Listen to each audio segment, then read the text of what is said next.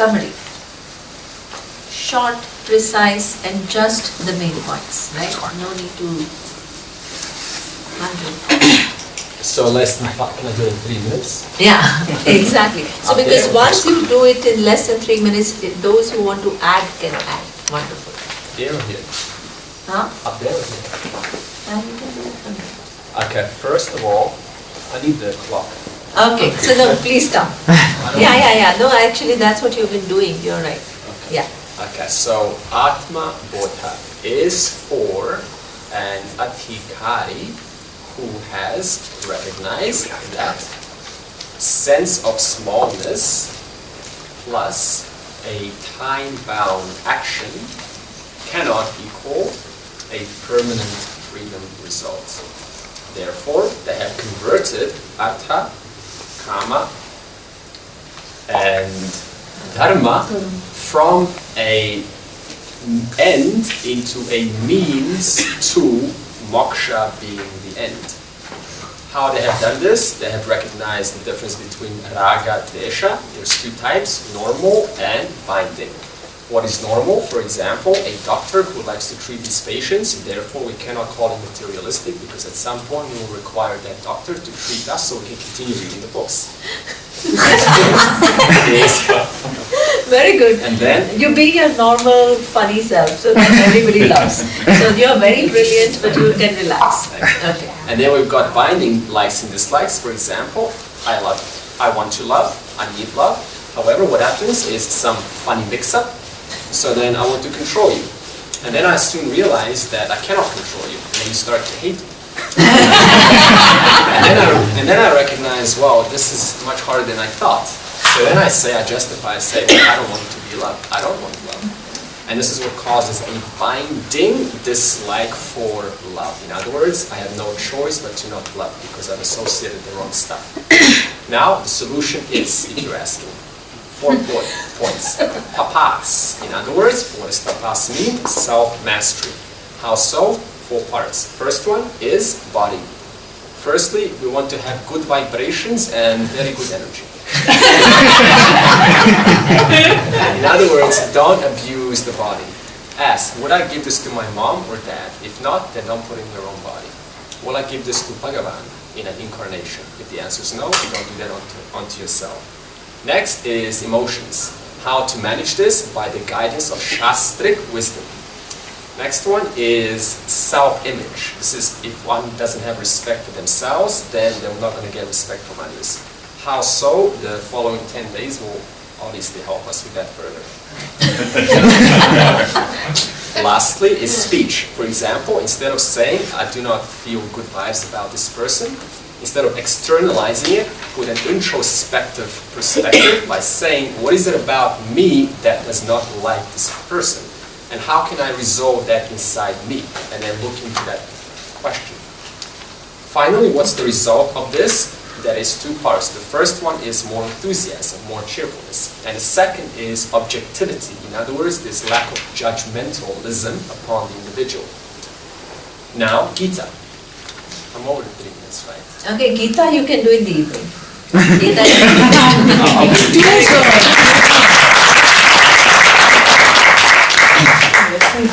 Can we get it via email like the last time?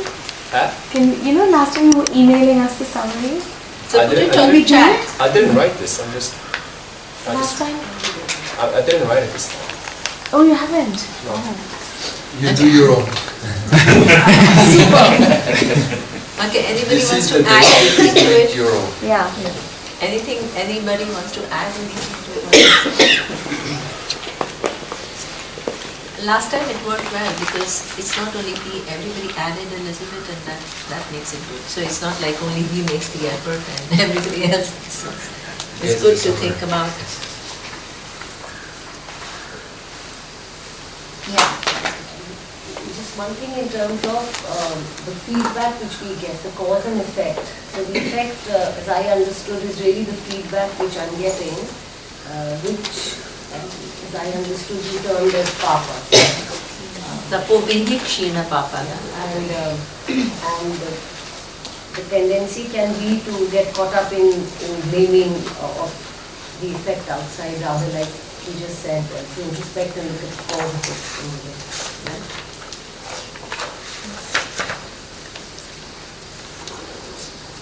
Okay, so the first, just let me say it in one sentence. The first verse of the book itself talked about what is the subject matter of this book. Right? That's simple. It's as simple as extremely logical. Right? What is the subject matter?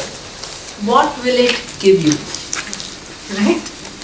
And who is, if you want to study it, how, what is, how will you make yourself eligible so that you get the most out of this book?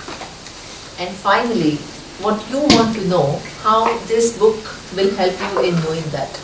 That's all. So 4 things that these are the most basic questions that actually we should be asking in everything that we do. So you don't run from one thing to the other, listen to this, without sitting and asking, what exactly am I looking for? What will give me what I'm looking for? How do I become eligible for knowing all of this? And what do I do for it? Right? Suppose I study, how is it going to help me? All this, if it is not clear, then you just shoot in the dark and you just go because everybody else goes. And that's not the reason. Right? So that's a very nice way to start. Anything in life, if you start like that, it's wonderful. Okay, now, next verse.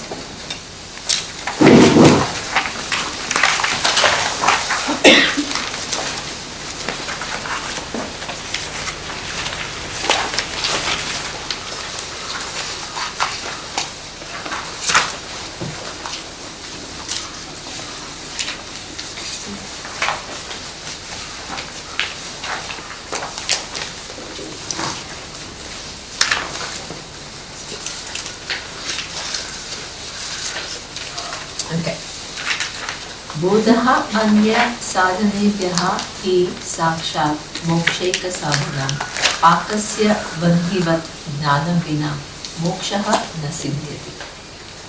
Who wants to read the translation? Rudra. In comparison with other means, knowledge indeed is the only direct means for liberation.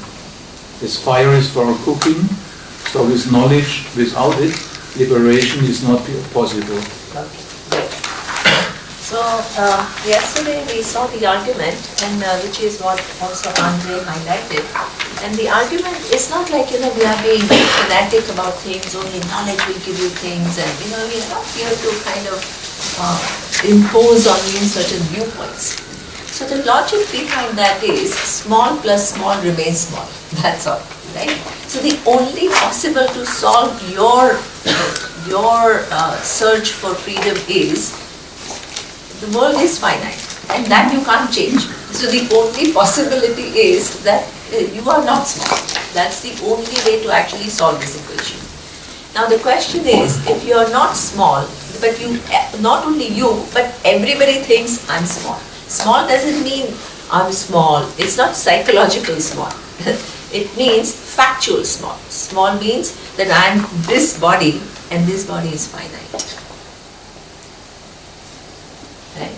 And that means if I look at the space that is in the universe, what is the space that I occupy? That just looking at it like that.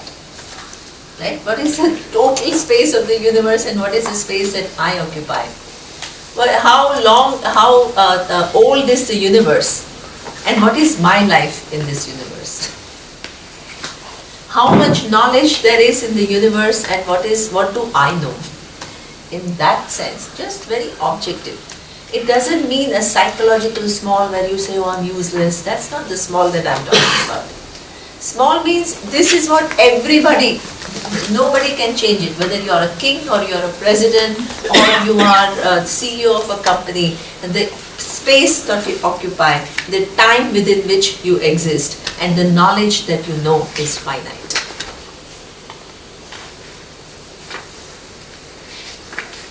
So therefore, this finite person doing something finite cannot solve the problem of looking for freedom from limitation.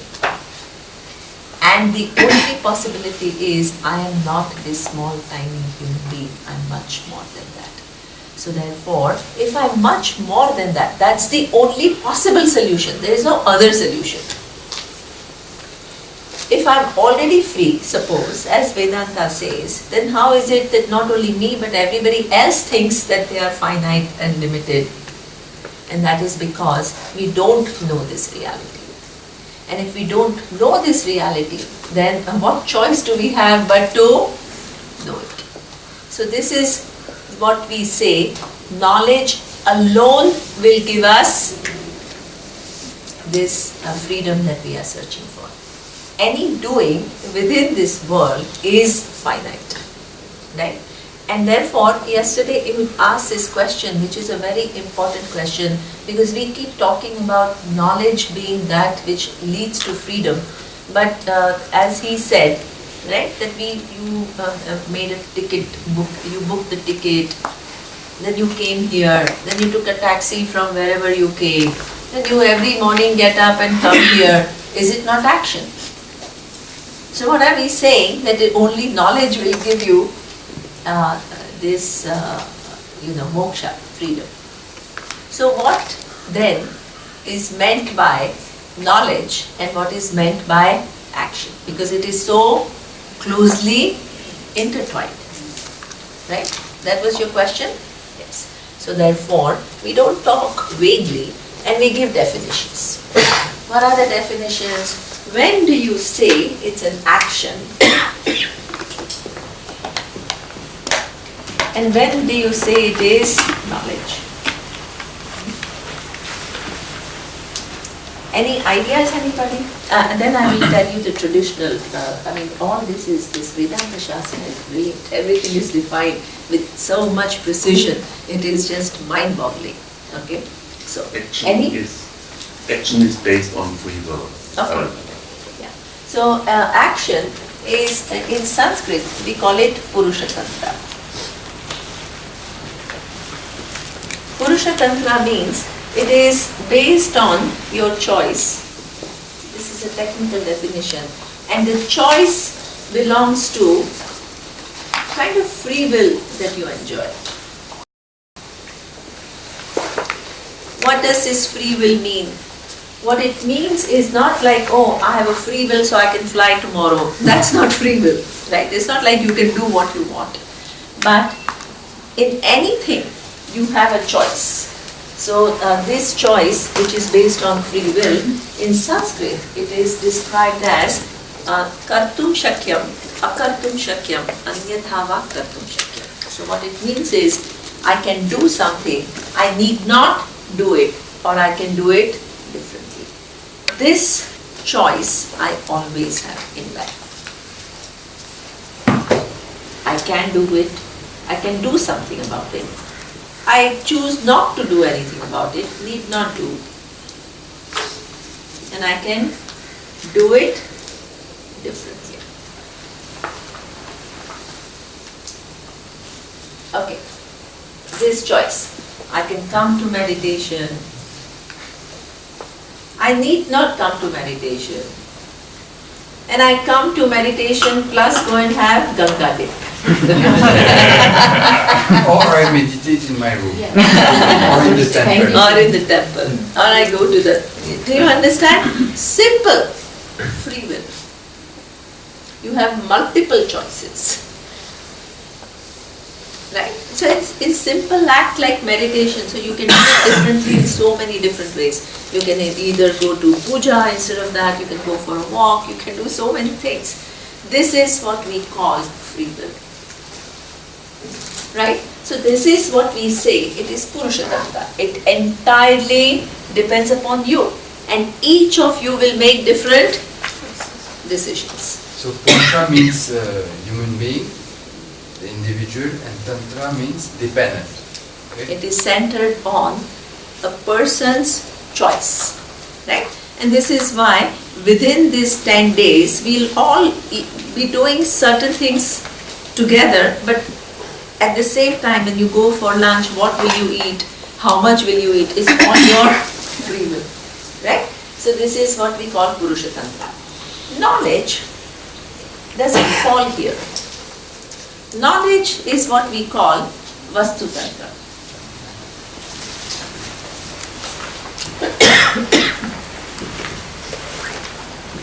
What does Vastu Tantra mean? That it is centered on thing that you want to know. Vastu is thing, object. Vastu means thing, object. So what it means is, let me give you a simple example. Suppose I ask you, what is this? What will you say? It's a water bottle, right? Now, do you have any choice here?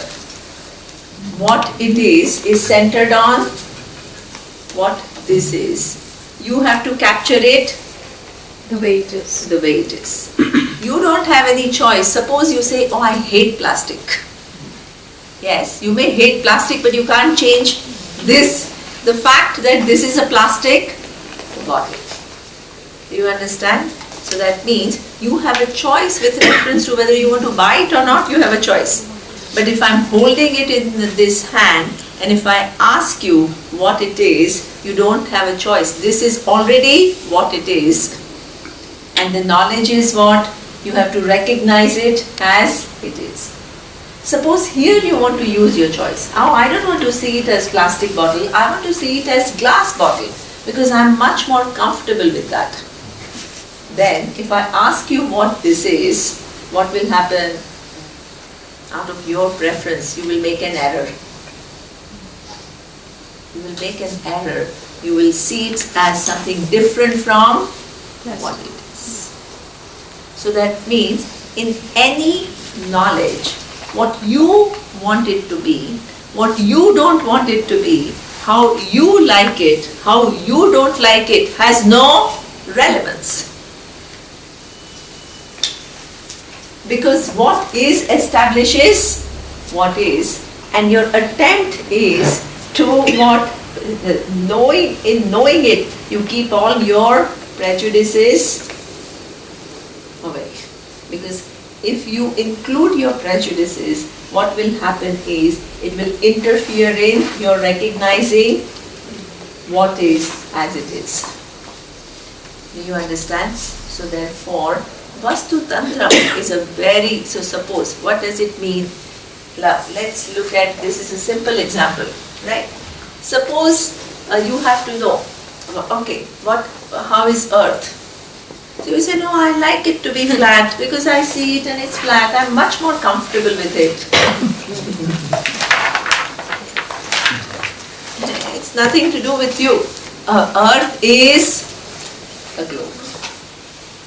So that means I see it flat. Yeah, you may see it flat, but that doesn't establish the fact that the earth is flat. You have to revise your understanding. So that means this is how it is. So if your perception keeps interfering and if your beliefs keep interfering, then what will happen is you will miss the reality.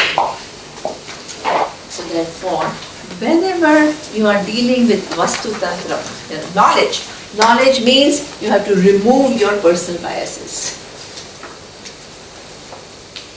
And you have to try to understand things as they are. So this is what we call Vastu Tantra. Now, so the knowledge of Atma is Vastu Tantra. What does it mean? Atma is what it is. Atma is I. It doesn't depend upon what you think about Atma. It doesn't become big when you think it is big. It doesn't become small when you think it is small. It is totally independent of your loading. So that means, what is the teacher's job to do? Not to go along with your loading, but the teacher's job is to make you see Atma as it is. And suppose you have loading and you are not able to see the nature of Atma, the teacher has to help you to remove those loads so that you can see it clearly. That is teacher's job. Okay? So this is why when you approach knowledge, your whole attitude has to be what? I don't decide what is. What is what is. And my attempt is to expose to the knowledge and try to understand what is. Right? So this is what we call Purusha Tantra. So Vastu Tantra. So now Vastu Tantra means that it must require, the object is what is, but your buddhi has to capture it as it is. So any knowledge requires a means of knowledge.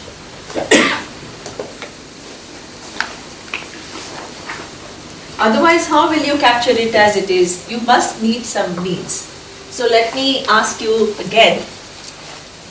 When I asked you what is this bottle, which is the means of knowledge that you used?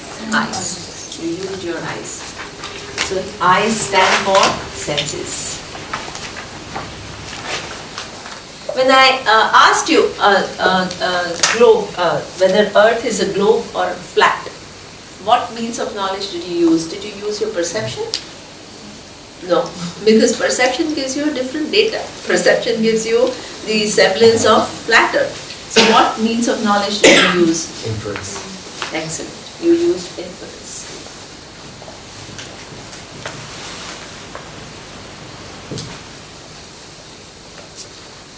What is inference? Okay, good question.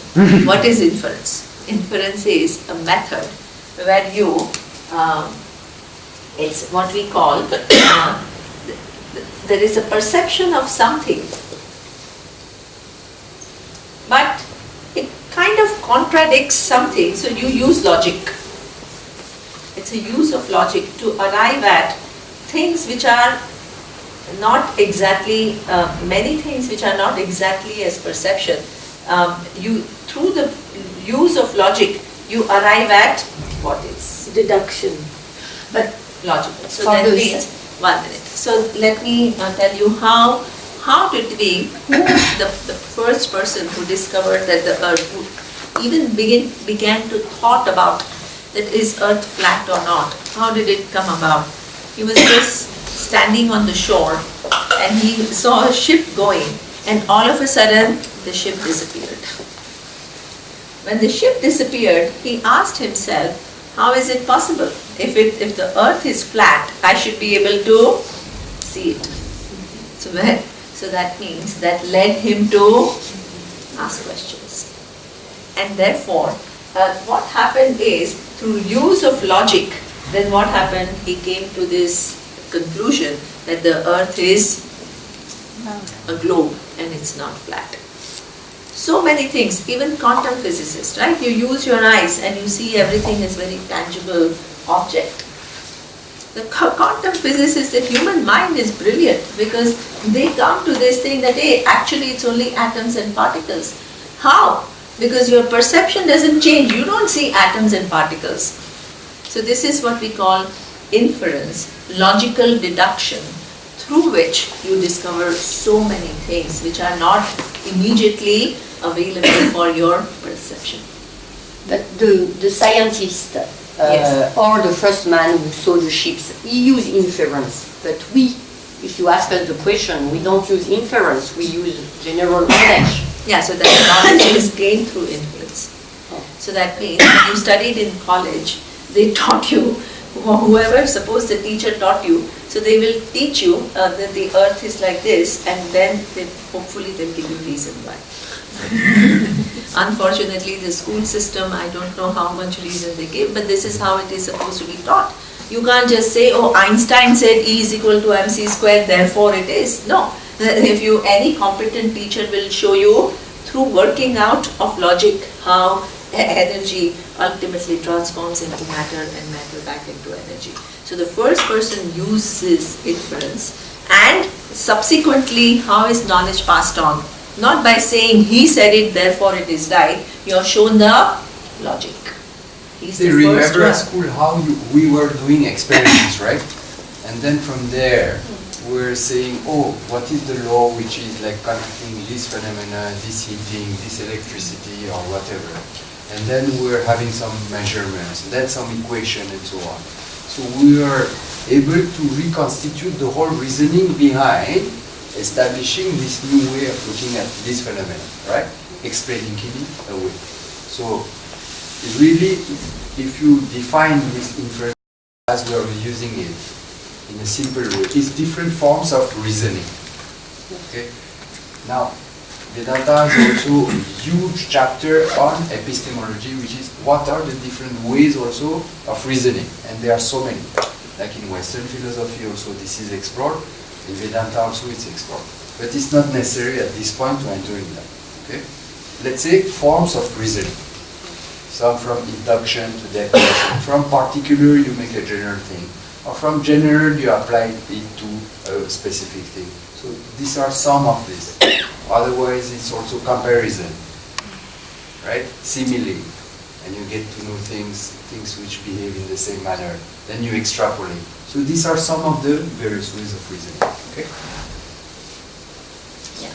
So you said eye is for senses. So I would think eye or ear is a medium. And the senses is actually your nervous system. How would that go? Okay, so that means the first contact is what? Without eyes, can your nervous system process the data? So the first point of contact is eyes. And eyes send the data to nervous system, and nervous system processes it, right? So therefore, this is called sense perception. Without senses, there is no data going to the mind. So this is why, suppose you are blind, your mind cannot process the data because there is no data sent in the first place. So this is why this is called pratyaksha pramana. This is called sensory perception. Okay, your eyes, or suppose there is a sound, your ears have to get involved. Without ears, there is no processing that is taking place. It means that some things we can only, for example, taste or see and nothing else. So we can understand exactly. the banana is So sweet, so we just can eat it and that's it. Excellent. So much of our transaction with the world is through senses. Right? So what you eat, all that is that actually, and so much of it is actually governed by senses. This is how you fall in love. This is how you get attracted to the beauty. You write poems. So many is just this, and or you become a great musician or a connoisseur of music or art and all that. It's all senses. We can read about it, but we need to... Yeah. So that means it's all sophisticated, refining your senses beyond just the normal use of senses. Right? So please don't think it's gross, because even within that you can reach very subtle heights. Right? Sound, harmony, you can actually begin to be sensitive of. If you have a great musician and you go little off the shooting, that musician is all upset, can't handle it. Like Vedic chanting is the same. So that means it's a sophisticated, the ear is trained, the eyes are trained. This is how, right? The tongue is trained. This is how some people become what? They write food columns, then they talk about food and different taste and then all these different things. Then it's another world. There's a world there, all based on senses. So therefore, this is what we call inference. But inference, actually, for inference, there is a use of logic in order to arrive at what is. But the basic data comes from where? Perception.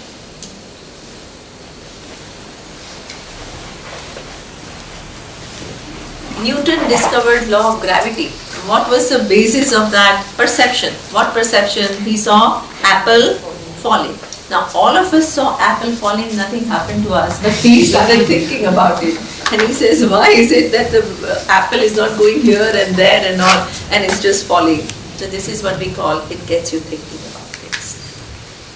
So this is why most of our life is spent within perception and, as Surya said, different kinds of inference. Inference itself is highly sophisticated. It's one-step inference, it is multiple-step inference, it is using similes. So it's a very sophisticated field, but we do it all the time, right? So therefore, that's why we are calling ourselves intelligent. Intelligent means your capacity to reason, your capacity to look into things, use your logical deduction to see things clearly is sharp. That is called intelligence, right? So this is what we have. Now, what we need to see is here, what is it that we want to understand in Atma Bodha? What is the vastu that we want to understand? Atma.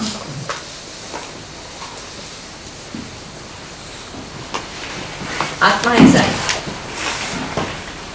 Now, this I is not, the senses are designed in a way that they see objects. Eyes see forms, ears see sounds, tongue feels taste or whatever. And based on this perception of the objects, you can further refine your understanding of the objects by using inference.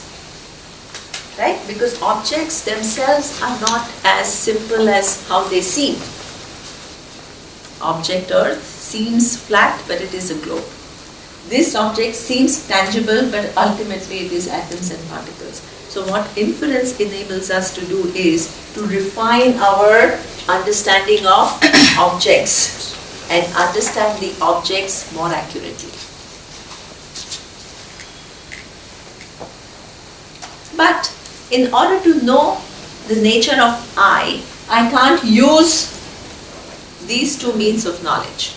Why? Because I want to know I don't want to know the nature of the objects. This is why through our normal life you don't stumble upon Atma. You need Atma Bodha.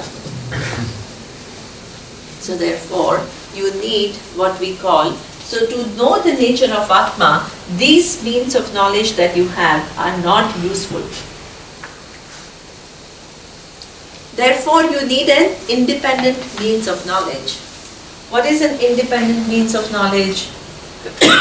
The books which actually reveal the nature of Atma.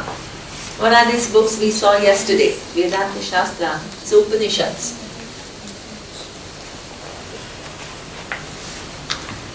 How do Upanishads reveal the nature of I?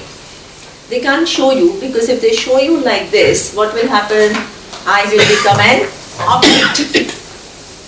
So they have to, what is the method through which they show you what is your true nature? So this is why we call it is Shabda Pramana. Shabda Pramana means they use words.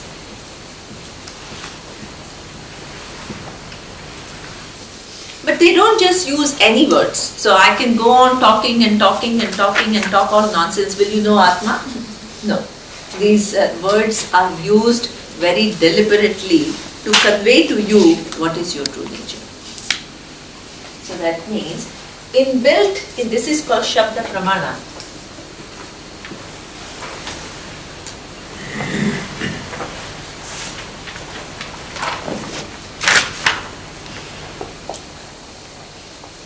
How will Shabda Pramana do its job? What it will do is, it will use the words in a way, systematically, right? Going from one step to the other in a way that your mind is guided to your true nature. This is why any competent teacher will not just start saying things. This is not a lecture. This is use of pramana. Use of pramana means you have to take utmost care that you do justice to what these books are saying and what they are trying to convey, and the methodology with which they are trying to convey to you, you have to use it properly. If you add your own things and you add your own opinions, what will happen? It will become, you will deviate from the reality and you will create wrong concepts.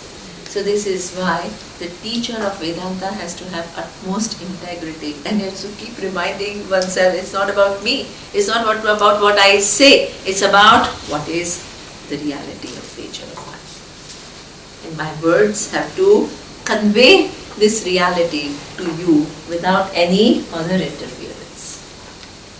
So that's what becomes the integrity of a teacher. You don't just start saying things which you don't understand because you misguide people. So therefore, these are what we call Shabda Pramanas, and these Shabdas are not used in a loose way. So there are what we call prakriyas, methodology. Inbuilt in this word is the methodology. As we will see Atma Bodha, we will see different methodologies through which you are guided to see your true nature. This is called prakriyas. So this is the whole operation that the teacher has to do, and the whole thing is, it's centered on what is the nature of Atma. It has got nothing to do with my choice. Atma is, according to Vedanta Shastra, it is the whole, and it uses all the different methodologies to show you how it is the whole, and you have to follow those methodologies. And you have to follow the logics, and you have to try to understand what Vedanta is talking about. It's not about loose understanding of I'm the whole. It's not like that at all. Okay? So this is what we call, he says, this is the only method. There is no other method. This you can't say, oh, I just want to kind of, I want to experience Atma. Experience Atma means it becomes an object. So that means your starting point has to be clear. Because if your first thing is, I want to experience Atma, then it's a wrong starting point. You will never get there, because any experience you have is that of an object. So therefore, the teacher has to keep correcting your orientations, because at times your orientations keep you from understanding. Your free will, or what you want it to be, keeps interfering with what is required. So every time the teacher sees that your mind is deviating and trying to create some picture of Atma, which is not the reality, the teacher has to bring your mind back. This is why when you speak, it's very important, because otherwise the teacher has no idea what you are creating in your mind. When you start speaking, that is the only access the teacher has. How accurate is your Understanding. A little confusion here. Yes. You said that the sensation, that they are not very useful when it comes to Shabda Pramana. That's why it's not needed, like something like that. No, I didn't say that. What I said is, the eyes are designed to see the object. Forms. Right? Yeah. So that means only through eyes, if you want to see Atma, it's not possible. But it's a medium to know Atma. Otherwise you don't need to come and study Atma Bodha. If your eyes could see Atma, why would you be sitting here? Right? But it is true that you need, so you don't confuse that. Right now you are using your eyes, but that's not called using eyes, in the sense that you have to use the words and you have to try to understand that meaning in order to your mind to reach what is Atma. Others are operating, but you can't, only using eyes, you can't get to Atma. So would it be fair to say Atma is absolute, and the quest for the knowledge of Atma needs to be shorn of any opinions, because opinions tend to deviate you from the knowledge of absolute. Excellent. Very, very well said.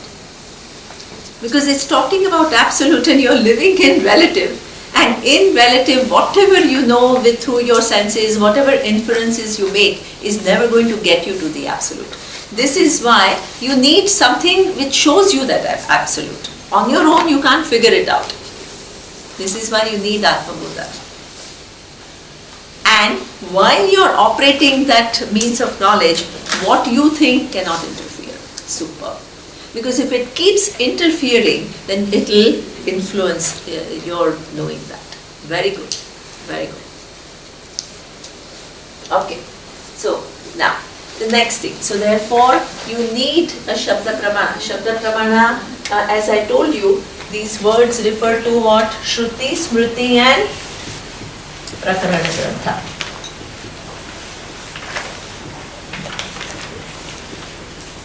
They are very deliberate words which show you the nature of Atma. Shruti means Upanishads, Smriti means Bhagavad Gita, and prakarana grantha means all the texts which are written by the teachers of Advaita.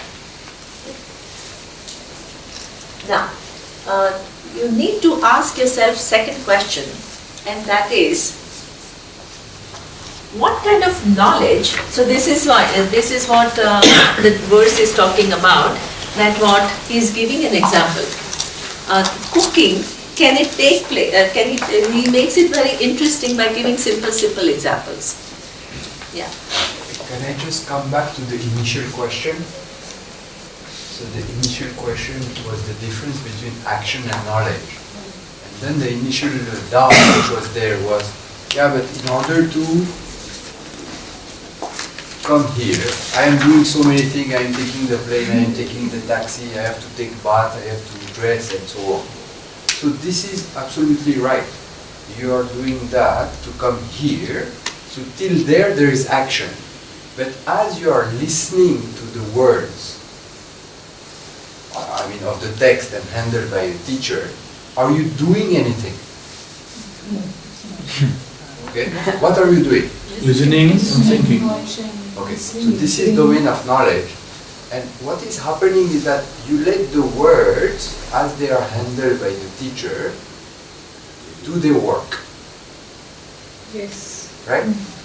It is the words of the teacher without you trying to mingle and do and bring your own prejudices. You open up and you relax, and these words will make you see. I mean, see is again, it's not see, okay? Reveal or make you understand, make you get to your own nature. Okay? You are getting that? So in this knowledge which is happening here in class, there is no doing, really speaking. So how to understand that? Okay, let us go to another setup, which is, you are passing, Swamiji used to give this example. You are passing in front of a pier by the sea and there is a fish market. Okay? There is a fish market. So, if you are far from the fish market, there will be no smell of fish, right? So you need to place yourself and to walk towards the fish market where your smell, your sense of smell, will be able to capture the fish smell, right? But do you really say, oh, I want to capture this fish smell? The smell happens by itself, yes or no? Yes. Is there any doing involved in smelling? No. Okay? So in the same way, so this is about perception. In the same way, in class, what is happening? You place yourself in a situation, you assume that your ears and so on are working, your mind is more or less clear, okay, you are awake. Right? And the words are doing their jobs of throwing light and revealing, like the nose was throwing light and making you capture the smell of the fish. Here the words of the teacher are making you see and understand with all its intricacy using prakriyas and so on, something that otherwise you don't have access to. So this is something which is what we mean by pramana, by means of knowledge. Okay? So the words become an independent means of knowledge. This you have to get, because this is really the crux that many people miss when they expose themselves to Vedanta. Okay? So my question is, pramana a means to knowledge or is a proof of knowledge? Means of knowledge. So means of knowledge, but inbuilt in this means of knowledge is the proof of that knowledge. That's the methodology. So methodology means I can't just tell you Atma is whole, I have to show you how it is so. And in that showing how it is so, I also have to negate what you think Atma is. So that's part of the prakriya. That's part of, so that's why when you use the prakriya, in that there is a... You conclude this. Yeah, you conclude. That's what leads to the conclusion. Okay. Now the next question is, what kind of knowledge this book or any other book, Shruti, Smriti, either Upanishad or Bhagavad Gita, is going to give me? This is yet another very, very important question.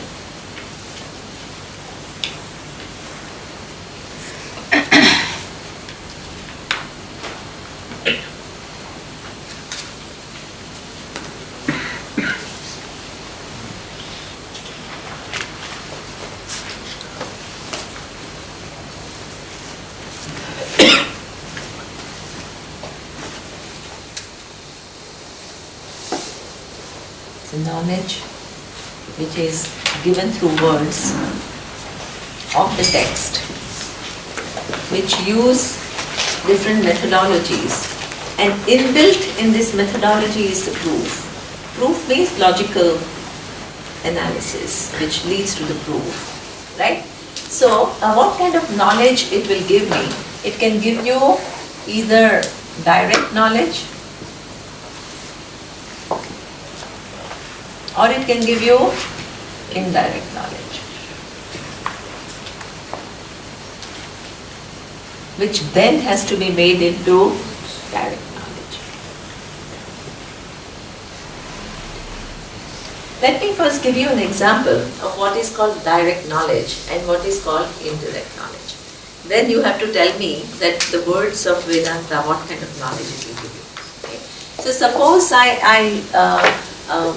lived in Thailand for many years, and there was a fruit which was the most popular fruit there, and that is called durian, right? And suppose you don't know what durian is, and I describe to you what durian is. So I'll start by something which is similar. So I'll say, do you know jackfruit? Then you'll say, yes, I know jackfruit. Then you say, okay, it's kind of like jackfruit, but it is more creamy than jackfruit, and it has a much stronger smell, right? So what I have done is, I've described this jackfruit, this durian to you. What kind of knowledge would it give you, direct or indirect? Indirect. Excellent. So it will give you indirect knowledge. I've used words, and they've given you indirect knowledge. Now suppose you go to Bangkok, and you're in the market and you see something like jackfruit, and then it has very strong smell. What will you say? It is durian. So that means when you see durian, it will become direct knowledge. Do you understand? Till the time the words give you what? Indirect knowledge. Now, I'm asking always tricky questions, so be careful how you answer. Okay? So, if the words of Vedanta use words to show you the nature of Atma, what kind of knowledge would it be? Direct or indirect? Can it be indirect until the moment it becomes, until the moment you really see and it becomes indirect? It's indirect. And when you see it, then you get. See, what do you mean by Solen? What do you mean by see? When you attribute, I mean. Okay. So be a little more precise. But you are good.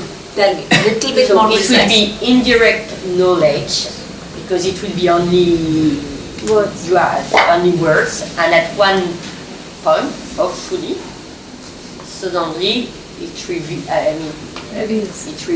and then you get access to direct knowledge. But the book will be only what is direct. helpful also is it's not like durian which I have not seen before. Excellent. This is exactly the answer, right? So that means this direct and indirect knowledge, what actually decides, that is what Rajshekhar is saying, is correct. What decides whether the knowledge, what kind of knowledge the words would produce, what decides is whether the thing that you want to know is within your proximity or not. why did the words of Durian gave you indirect knowledge earlier? Because Durian was not physically present. But when it became physically present, then it gave you direct knowledge. Okay? So now, now the next question is Atma there or we have to produce it?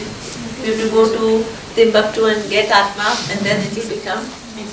Atma is always present.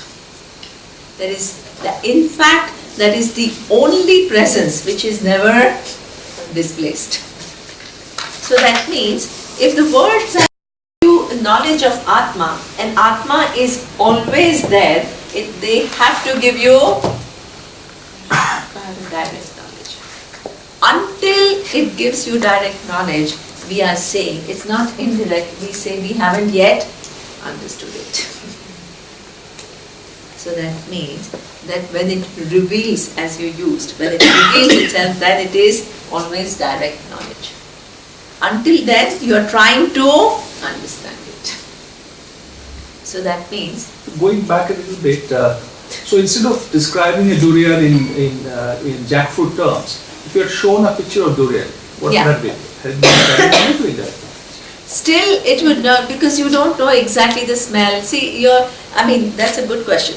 You're shown, so there is a visual, but you still haven't actually smelled it, you still haven't tasted it, so it's not complete, right? Whereas Atma is always present. There is never a time that Atma is not with you. So this is why when the words give you this knowledge, please, this is a very common thing in so-called spiritual circles, and this is something which is destructive. They say books will only give you theoretical knowledge, and you have to meditate in order to experience it. That whole thing comes from non-understanding. Right? Because in fact, behind all your experiences, there is Atma which is always there. But you keep missing it because you don't know that presence which is never displaced. So therefore, the words will give you direct knowledge. Till the time that you totally get this knowledge, it is called, you are in the process of knowing. Process of knowing is, Atma is the subject. This is why you need eligibility. You need to work on all the other things that we talked about. You need to bring Ishvara in your life to re-understand the world and your role in it. All this is what we call process of knowing. Can I just clarify? Yes. When we are given words, it's indirect because of the inference and our sensory to try and understand it gets in the way. But until we process it, then we can totally understand it. So that means it's not called it, please don't call it indirect. So that's what the knowledge is always direct. Why? Because Atma is always there. But it's not like the first time you listen to nature of Atma and you get this direct knowledge. No, it is growing clarity. Why is it growing clarity? This is why the first verse was Tapobihi qualification, eligibility. Tapobihi kshina papa nam. Shantaha nam. Vitaragi nam. So that means, and the whole of Bhagavad Gita was talking about what? Bringing Ishvara in your mind, getting your mind in order. When you work in this world, you are not living in some meaningless mithya world which is to be negated and all that. You are living in an intelligent world and you have to make your life work for you. So this is all what we call qualifying yourself for this knowledge. It's not initially it is indirect and then it becomes direct. The indirect became direct because durian which was not there has now come. But Atma is always there. So this is what we call the process of knowing. It's not a one-time process. This is why sometimes people wonder why people keep coming back to retreats. We kept listening to Swamiji coming back to retreats. People say, I've come for 3 years. Hey, we knew Swamiji for 30 years. And every time we listen to him with an awe. Even though we were teachers, how is he expressing this idea? How is he using his creativity? How he is able to show in so many different ways? All this is something which is mind-boggling. So therefore, this is what we call process of knowing. Process of knowing is like what we call solving a jigsaw puzzle, right? So what you ultimately want to do through jigsaw puzzle is what? Get the whole thing right. But can you get the whole thing in the first time? You have to start putting Pieces together. Pieces together. Each piece is a very essential piece. It's not giving you indirect knowledge. It is called process of knowing. Because all your conclusions you have to change. All your loads you have to give up in order to see this reality that how you are the whole. Just 1 minute. Let me finish the idea, then it will be much easier. Then I will answer. Okay? So that means, and suppose you start putting, now suppose this piece, instead of putting here, you put here. What will happen? Confusion. So that means, as you begin to listen to, your mind will give you first initial impression. Then you have to refine it further. The second time you listen to it, you have to refine it further. You have to refine it further. In a way that each piece has to be in its right place. Then when you put the last piece together, that is called, the whole picture is totally clear. So when is this final direct knowledge taking place? When you put the last piece together, where everything is totally clear.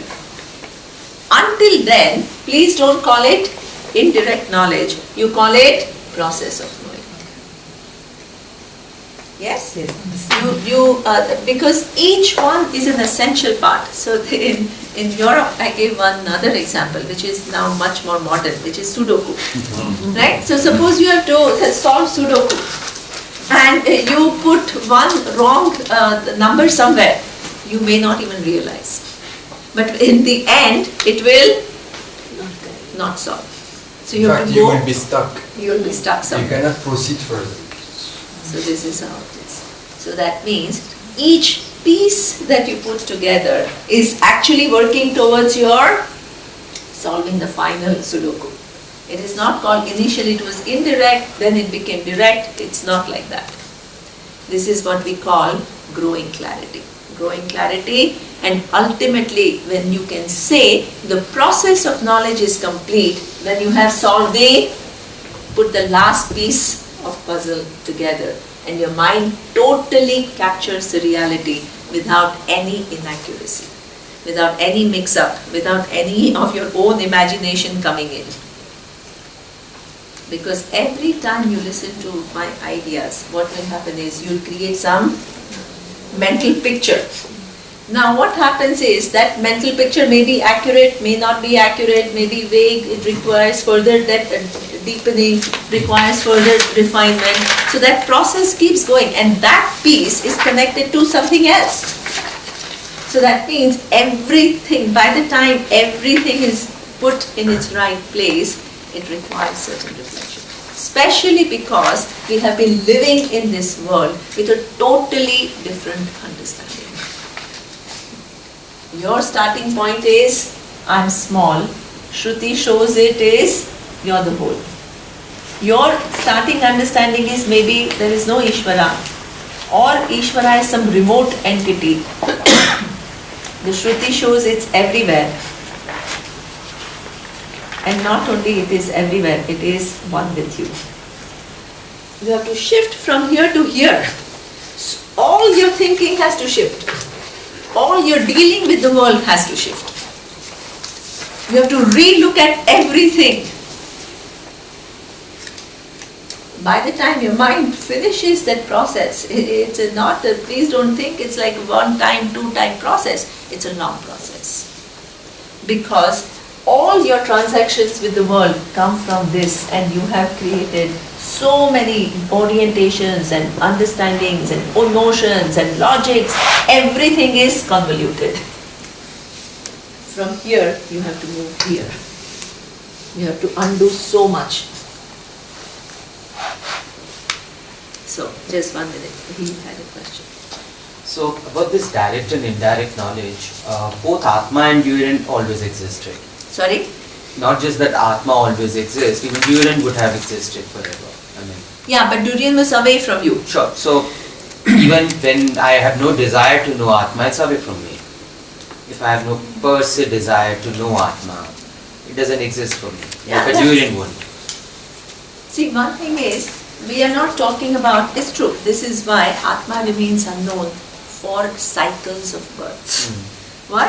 Because it's always there, but you have never inquired into it. Right? Now what we are saying is, somehow in this life, see, come back to the first verse. You have recognized your normal pursuits are not giving you what you are searching for. And suppose you come to this conclusion that I'm looking for this freedom. And the only way the freedom can be found is that I'm already free. And therefore, I'm searching for knowledge of Atma. All that you have done. Now you've come to the book, Atma Bodha. Now you need to figure out what kind of knowledge this book will give me. Whether it will be a direct knowledge or it will be a indirect knowledge. So this is why it's a progression. So you have to use, it's true, if you don't use this book, it will always be unknown. It will always, even though it is the closest to you, it will be unknown. Now the question is, if you use the book, then what kind of knowledge is it? Yeah? Is it clear? I'm just wondering, because you put the process of knowledge on the arrow to the direct knowledge. Yes. And I thought it's a process of knowledge from indirect knowledge to direct No, knowledge. as I just told you, indirect is only when a thing is away from you. Okay, yeah. Because Atma is always present, it can't be indirect. You can't know something which is always with you indirectly. That's why it is called process of knowledge. Okay, so in relation to Atman, it's always on the direct knowledge, but in every other experience or It knowledge. depends. Yeah. It depends whether Like that the object fruit. that you want to know, is it in your proximity or not. Yeah. Right? So, prakriya, is this what you mean by the process of acquiring knowledge? Shruti, Smriti and Prakra Tantra comprises. Excellent. Excellent. So that means the process of knowledge, superb. This process of knowledge is facilitated by Shruti, Smriti and prakarana. And in this, there are two things which are, one is this whole, uses many different methodologies to make you see what is the nature of Atma.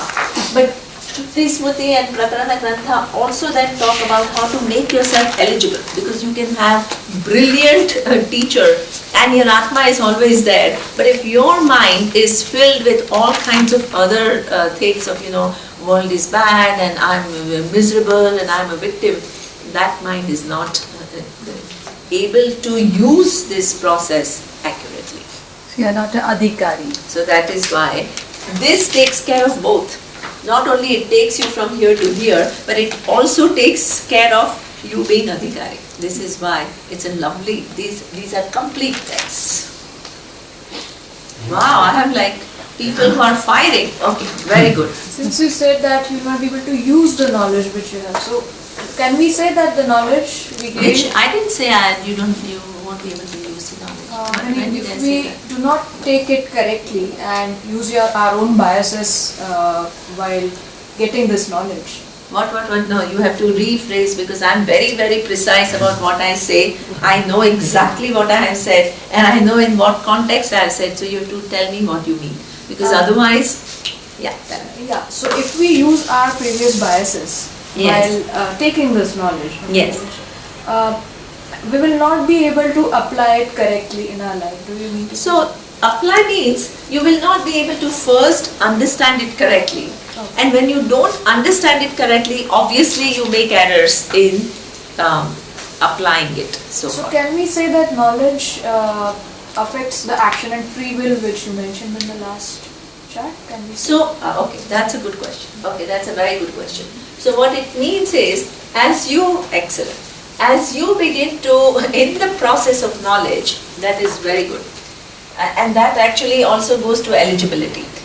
In the process of knowledge, when you begin to understand world more accurately, when you begin to understand your role in the world more accurately, what will happen is your actions will change. And this is why in the evening class of Bhagavad Gita, Lord Krishna was saying, if you keep trying to get here and without changing all of this, it's not going to be possible. So your whole life has to become in order. You can't, it sounds silly, right? Suppose you say, yeah, life is unfair, life is all, it doesn't really, everything is so crazy, meaningless, then I'm the whole.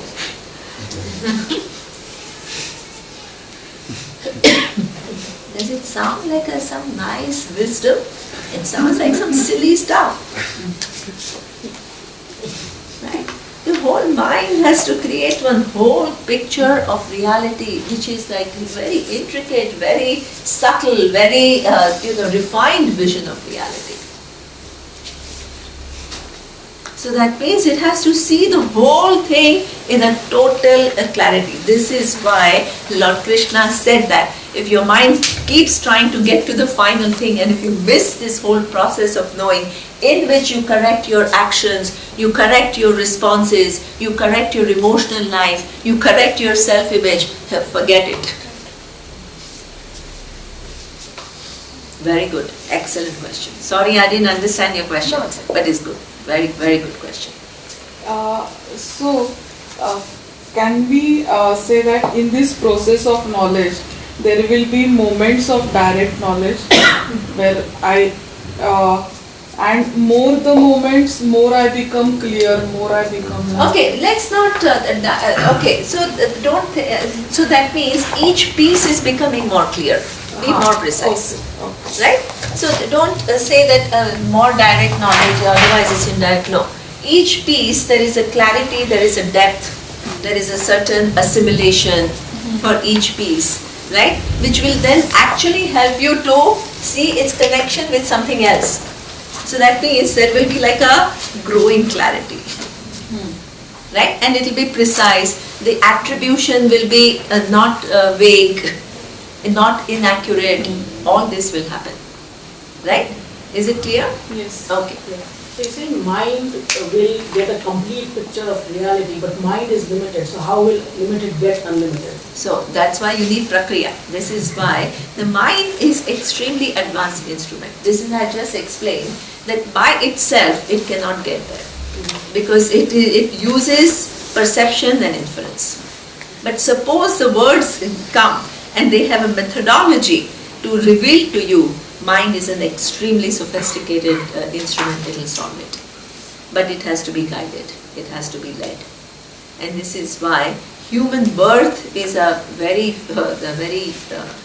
blessed birth, because in this human birth you have the mind. If you have appropriate means of knowledge and a good teacher, it is able to see this reality. So on its own it can't, but with knowledge, this is why I said every knowledge, so you have to follow the logics, otherwise what will happen is you keep thinking from your own standpoint and you miss what I'm saying, right? So with appropriate means of knowledge you can get there.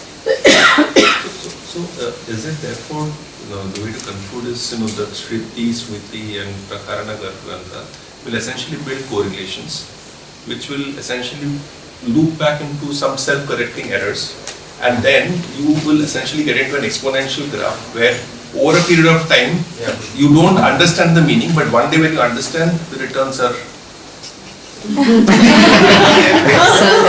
good. Excellent, but nobody understands. But it's true, what he's saying is right. He's saying is right, but this is Indian mind. Very, it's an advanced, it's a sophisticated mind. It's nice, but it's not very easy to understand. But what you're saying is right. Absolutely. very clever. It's a nice way to say it. Yes. I'm just... Okay. Sorry. Sajili had been, yeah. No, I was just thinking about the whole indirect direct conversation which we were having, and I was thinking it's easy when you say durian, 50 of us are imagining our own durian, right? So, but that we cannot do with Atma. No. And exactly, otherwise, so for me, the way I was understanding, and I wanted to check if that's okay, is that indirect would mean that my own bias and distortions and interpretations are coming, which is really not what is required here. What is required here is for the teacher to teach and for us to absorb the way it is. See, and therefore the process. So somehow, that's how I was... Okay. See, indirect knowledge may not be full of biases and all. It may be incomplete.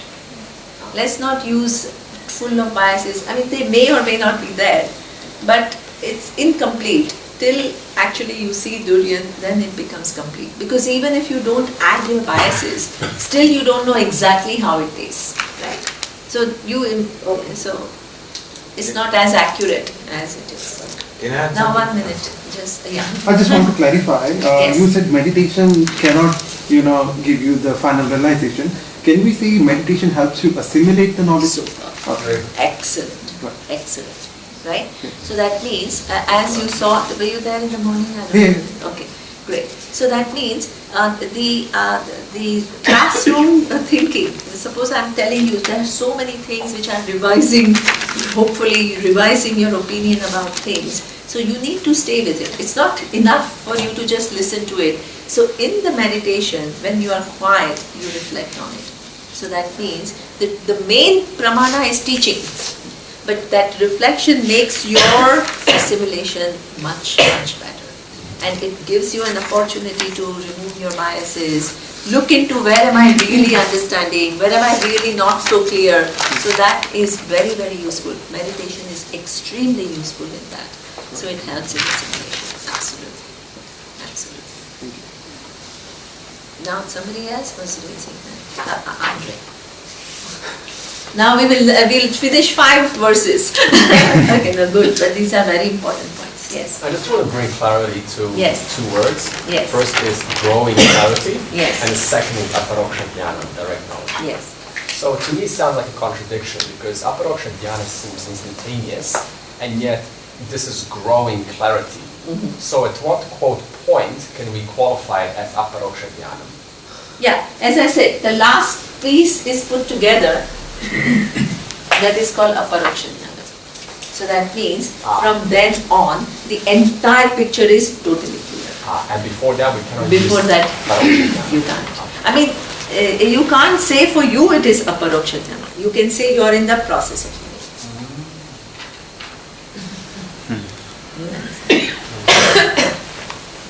Small question.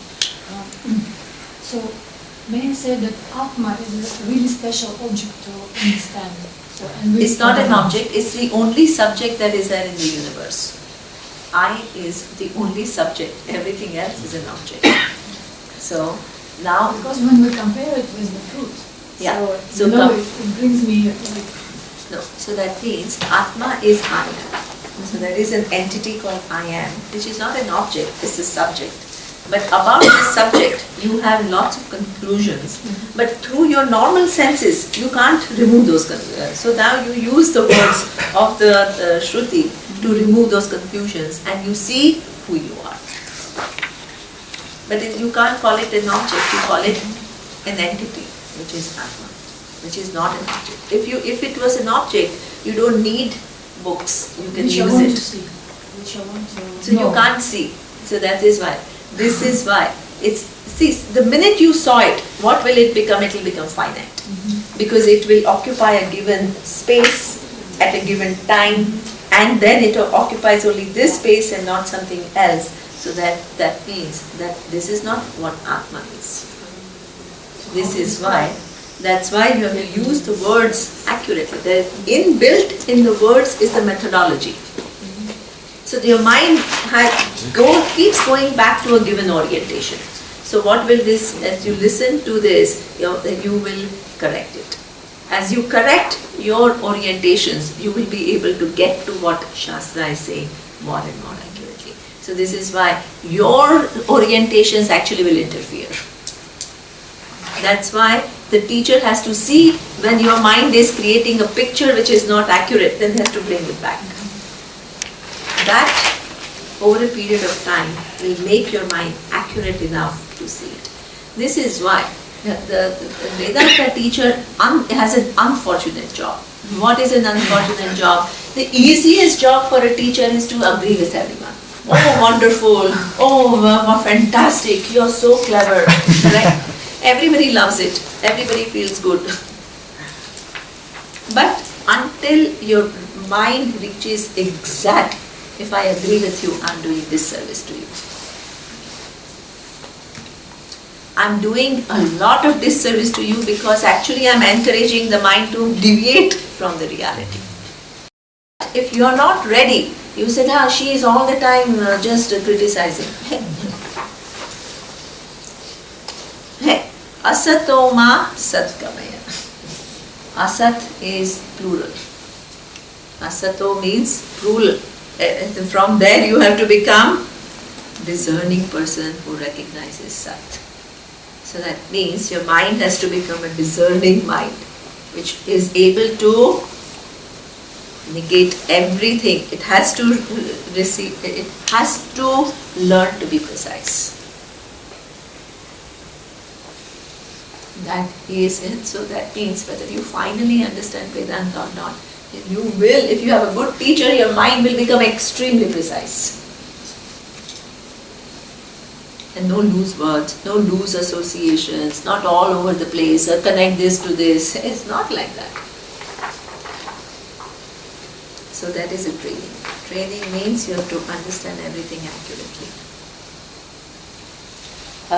I can see the process and how you can get clearer and clearer and put all the pieces together. Concretely, how many people have you met in your life who have put the last piece of the puzzle? Well, the last.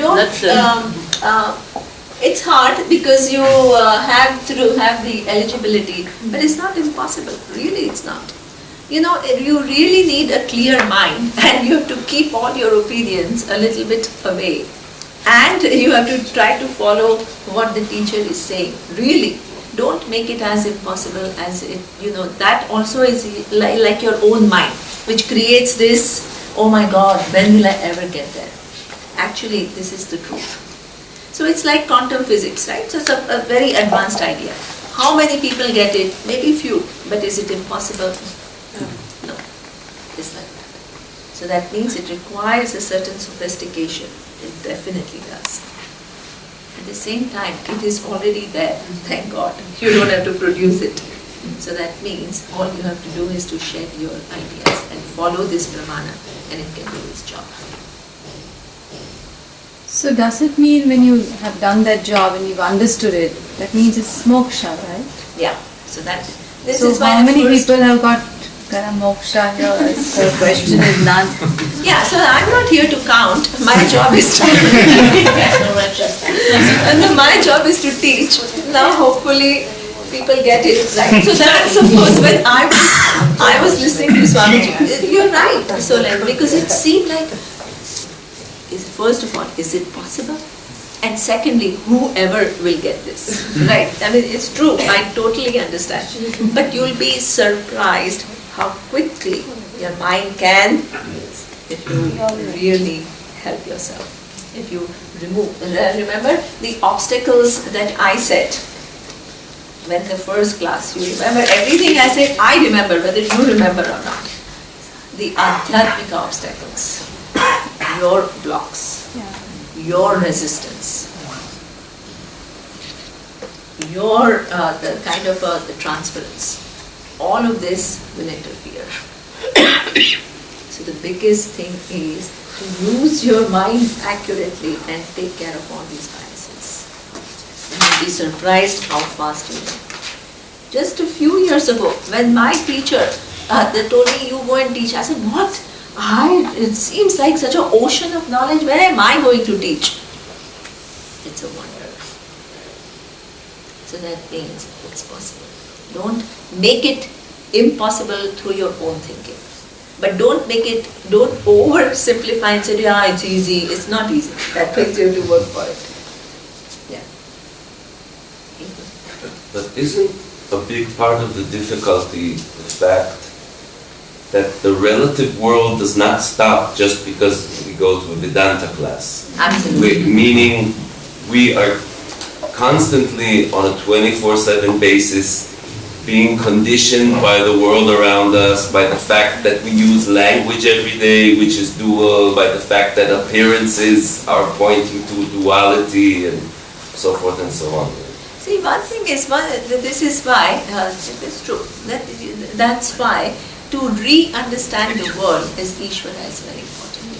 Because you see duality, but your conclusion as a result of duality is what? Oh, things are so bad, and life is not treating me well, and everything is meaningless. So that has to change. The minute you bring Ishvara, the intelligent order, it automatically connects you to the whole universe. You are part of this whole grand system of things. Automatically, in one shot. And then when you see misery, when you see this, your mind has to change and it has to see, hey, these are laws, I can't give names to it. And I have to intelligently navigate and I have to help myself. And you have to discover your trust. So that is the whole job. If you try to skip it and go to the reality, this is the problem you'll get into all the time. Because you have not reoriented your whole relationship with the world. Then the world keeps becoming an obstacle because the world keeps reminding you things are like this, things are like that, so what? It will keep doing it. So the world in which you live, you have to change it. You have to change your relationship with it. And the only way to healthily change your relationship with the world is to bring Ishvara. There is no other way. When you see chaos, when you can't just say, this is only Nama-rupa. In whole Nama-rupa, you have to live your life. In Nama-rupa is your emotional life. In Nama-rupa is your self-image. In this Nama-rupa is all your loads and confusions. You have to remove them by seeing the reality as Ishvara. The whole bhakti is that entering into it, it's a beautiful chapter. Just maybe two thoughts here. I mean, if we end up understanding Atma, which is self, I would imagine self will bring more clarity in your lifestyle and your actions. It's not that you one fine morning you get an eureka moment and you get it. So exactly. So as Priyanka was saying, right? As you keep on putting the pieces together, it will improve your relationship with the world. It will improve everything. So this is why it's a whole knowledge. Right? Don't think that it is only getting to the final. That getting to the final is a human mind, but getting to the final is a huge journey. That you don't miss the journey. But is the final clarity, or is the final something, which so that you will know when you get there. Right? It is knowing clearly, without any doubts, what is the nature of life. First, let's use the prakriya. We'll start worrying about what will be the outcome. See, this is again orientations you want to create without knowing enough. Why do you need those orientations? Actually, you have to follow the process. And you have to follow it as accurately as possible. That's the mind. Right? Let's not worry about the final, who will get it, how will that person be. You will know when you get there. So. How does it look like? Neema? Yes. Just one further thing to add, because you say that small plus small equals small, towards knowledge, but what just occurred to me is that, but then that means the obstacles that we build are also finite, because we were building them kind of as finite actions there. So which means that the obstacles are finite, which means it is possible to resolve them. It's not like some infinite ocean of obstacles, but it's like a series of things which you just have to undo. Yeah, that's a good way of looking at it. Do you understand what he's saying? But so long it's a geometric progression and not an arithmetic. Yes. Okay. So either your distortions are too many when you have a lot of work. It's as simple as that. or you have relatively less distortions, then you're a little, but it's finite. You're right, it's not infinite. So therefore it's possible. Yeah, wonderful. Priya. Like you said, so Atma is not an object, so you cannot use any senses and you cannot experience it. Yes. But you need to understand it through words and knowledge, right? So it's a subject. But when you understand it, do you experience it? So that means it is the only thing, when you understand it, you experience it, is because it's the one thing which remains unchanging through all experiences. So that means experiences change. They are finite. They are within time and space. And now I experience Ganga, I'll go to Bombay, I'll experience God knows what, right? I'll experience something else, and a train or whatever, right? So that means experiences have to undergo change. Every second experiences change. You will go outside the class, then you'll go out somewhere, you'll do something. Then afternoon somebody will ask you to go to market, then you'll go and buy some things for Ruxandra and Leo's wedding. So experiences by definition have to change. From morning to evening you can't have one experience. Perception Right. of experience. So that means what you will then understand is experience by definitions change. I am that which is unchanging in and through all the changing experiences. I never get displaced.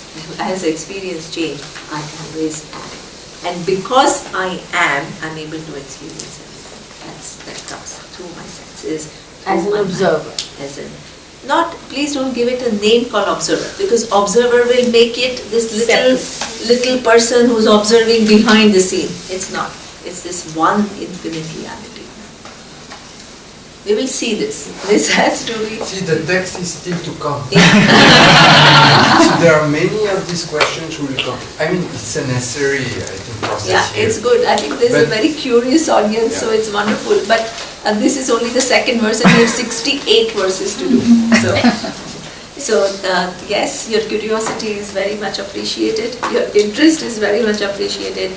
And the first few classes are important because it gets you in the right mindset. So that's why I'm spending time, right?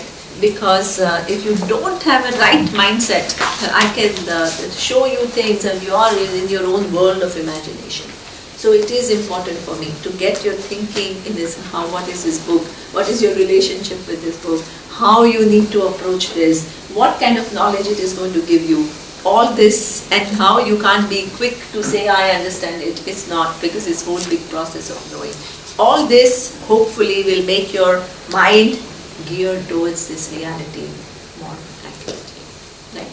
So this is so lot of the job of Vedanta teacher is to get your mind in the right framework.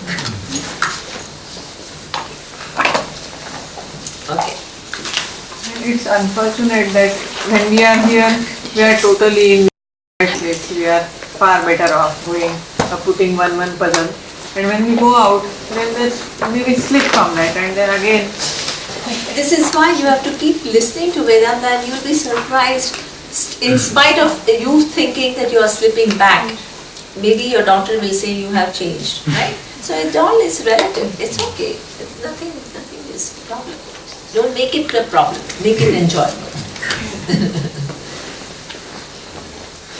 Om Purnamada Purnamidam Purnat Purnamudachyate Purnasya Purnamadaya Purnamevavashishyate.